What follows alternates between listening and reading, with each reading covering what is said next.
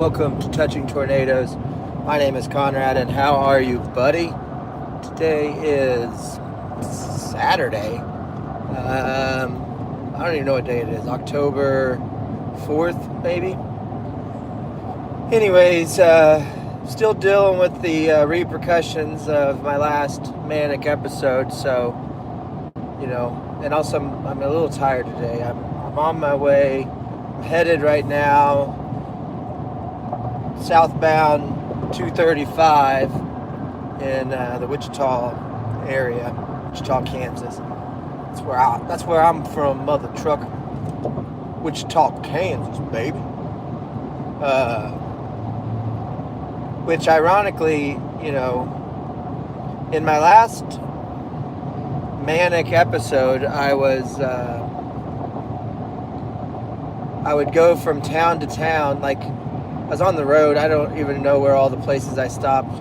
Really, it's starting to get fuzzy, and sometimes it does that. If you've had psychosis and you've had mania, and you're trying to recall when and where you were at when you did the things you did. Sometimes it's pretty crazy. I mean, that's always. I wish there's obviously a better word for me to use there, but. Whatever, it was me, so I think I'm entitled to it. But what I would do is go from town to town and go to like the worst neighborhood and do my running, do my athletics. You know what I mean? I call them doing athletics is what I think I'm gonna start calling that. But it's just me jogging around, only when I'm in a manic state, it's like a violent workout. And so I'm still dealing with the repercussions of my last mania, and one of the things is I'm exhausted. Like I'm training for a marathon with my sister, and by training I've just been doing my normal everyday athletics. And it used to be I could do like 5 miles. I do it every day, and I still am doing it, but I can only run like, I don't know. Some days I'm only running like a mile. Some days I'm running, I'm trying to get to 10, and just to be running the whole time. And it's not my body, I'm not necessarily tired. I've worked my endurance up to the right place to where I can do this, but it's my mental state. I get to ruminating on something, and especially if I'm ruminating on what I'm doing, if I'm doing the athletics, I start sitting there feeling like I'm not good enough or not worthy enough to even be wasting my time doing that because of all the damage I caused with my last manic episode. So it's like, even though I should be continuing the run for my mental health, for my mental state for the day, it's like, set the day off on a good foot, go on your exercise. Everybody, it's allowed, you're not in trouble for doing it. All these weird things that go through your head, like, are you wasting your time? But the problem is, it's like the medication and the mixture of the crash from my last manic episode has caused it to where, you gotta fight those feelings, and it makes it to where I was running 5 miles, now I'm running, 2 miles and then walking home. There was one day this past week I only could do a mile, and then the next day I couldn't even run. I just walked. And so it's like, I guess I gave myself that kind of, I'll call it grace, but it's hard to do that when you're training for a marathon, which ironically is with my sister, who's named Grace. What's up, Mustafa? Thank you for watching. I'm currently driving to work right now. I do a lot of the work, groundskeeping, that I do on weekends because it's commercial and there's nobody there. And so it kind of makes my schedule weird, and I'm already weird. So it doesn't help. And it also doesn't help because, like, you got nobody to talk to throughout the week, except the people who are retired, which it's kind of, if you are who your crowd is, it's cool hanging out with wealthy retirees. But anyways, today was no different when it comes to the ruminating. I was still trying to figure out what I'm going to do with all the money I wasted,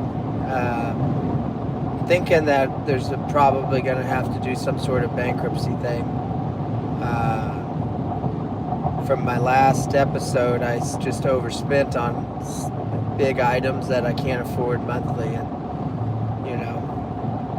so that's frustrating. But I think it's going to be okay. I think I'm going to get a bankruptcy lawyer and kind of talk them through what my situation is and just go through it, figure it out. But I didn't want it to be this way, and I thought, when you're in your manic state, you think you can afford everything. And in a way, if you were to keep that energy for a sustained period of time, you might be able to afford everything. But you will isolate yourself to become that person. I mean, if you don't die first, that's no shit. All of my thing, that's what I am grateful for every day. It's not like people I don't know. I don't know the words to use to describe, I feel like, how dangerous the situations were that I put myself in. And it's me knowing that I put myself in those situations is like the ultimate gratitude. Like, oh my gosh, I got through that. How did I ever do that? And survive. Just because from an outsider's point of view, when I look back and reflect on it with a sound mind, not a mind that's going through psychosis, the others around me had to have been aware enough that I needed help and not hurt me. You know what I mean? So it was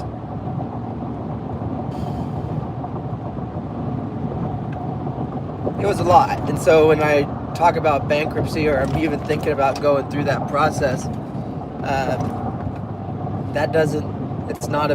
it's a huge deal. And I'm, made it to this age in life. I'm 39, and, I was late when it come to getting my bipolar. I didn't get it until I was like 36. So I think I started having my first major episode of mania. And it's been a battle since then, and somehow I've kept my financial boat afloat, even though I had bouts of spending with my 2 other manic episodes. It's just this time I can't do it. So what's up to Mexican boy? Could be Shannon. Anyways, it is what it is, dude. Sometimes you just gotta go bankrupt just to keep playing Monopoly. You know what I'm saying? Like, in this country, that don't mean it's over. It just means that you're just getting started, brother. But I gotta do a lot of changes to safeguard myself and my money for my future. And that means getting other people involved with it. And that's something I've never been comfortable doing, but it's something that I gotta do right now. So, like, just getting my father-in-law involved in because I've owned my own business pretty much my whole adult working life. I've worked for myself or a family business my whole past 20 years.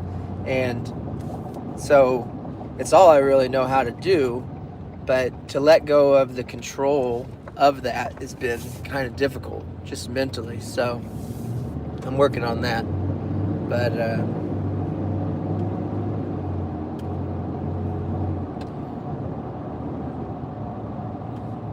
I don't know how to make that easier, you're just giving yourself permission to like release stuff. And it's hard because I kind of took pride in how good I was financially, my business mind, you know, up until this point.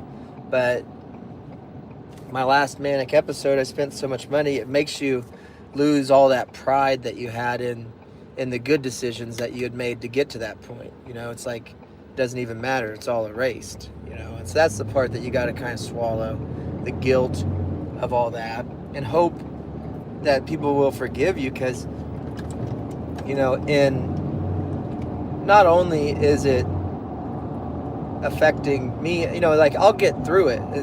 People are going to help me get through it, but by them choosing to help me, that's something that they didn't have to do, you know? And so it's like,